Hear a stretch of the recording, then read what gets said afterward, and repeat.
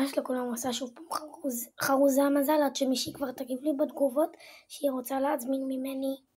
אז הדבר הראשון, יצא לה את הקובייה הסגולה, והיא זכתה בבובת סנדי ישנה, נשים לה את זה פה. הדבר הבא שהיא זכתה, זה בשתי ספינדרים, היא זכתה בשתי פירמידות, אחד קטן ואחד גדול, ונשים לה את זה פה. והיא גם זכתה בשתי הכדורים האלו, והיא זכתה בשתי סקוושים פרפרים עם פונפונים ונצנצים בצבע כחול וורוד, ונשים לה את זה פה. הדבר הבא שהיא זכתה זה בקובייה כחולה, היא זכתה בקליפס מחמם, ונשים לה את זה פה. הדבר הבא שהיא זכתה זה בקובייה אדומה, והיא זכתה בכף יד באצבע שמרימים, נשים לה את זה פה. הדבר הבא שהיא זכתה בו זה בקובייה ירוקה, והיא זכתה בדבר כזה שעושה אורות על הקיר.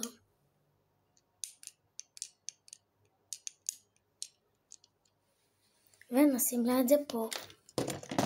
הדבר הבא שהיא זכתה זה בשתי הקוביות הצהובות האלה, והיא זכתה במחזיק מפתחות פופית. אני רק צריכה לחבר לה את זה, שזה בנוסף המחזיק מפתחות. נשים לה את זה פה. הדבר הבא שהיא זכתה בו זה בקובייה כתומה, והיא זכתה במפריח בועה פיל. נשים לה את זה פה.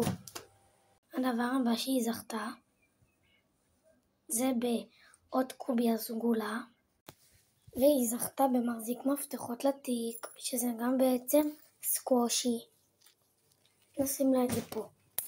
הדבר הבא שהיא זכתה בו זה בדבר הלבן הזה, והיא זכתה בסליים שהוא ממש נעים וממש דביק, ונשים לה אותו פה. פשוט שכחתי לשים. והדבר האחרון שהיא זכתה זה בחרוז הוורוד הזה. הדבר הזה היא זכתה בסקוושי, גומי קשיח ונעים. ועוד פעם שכחתי, אבל נשים לה את זה פה. שכחתי, וכן, היה מוחבא פה ספינדר כאן ולא ראיתי. אז היא זכתה בספינדר חרוז, והיא זכתה בחבל קפיצה, נשים לה אותו פה.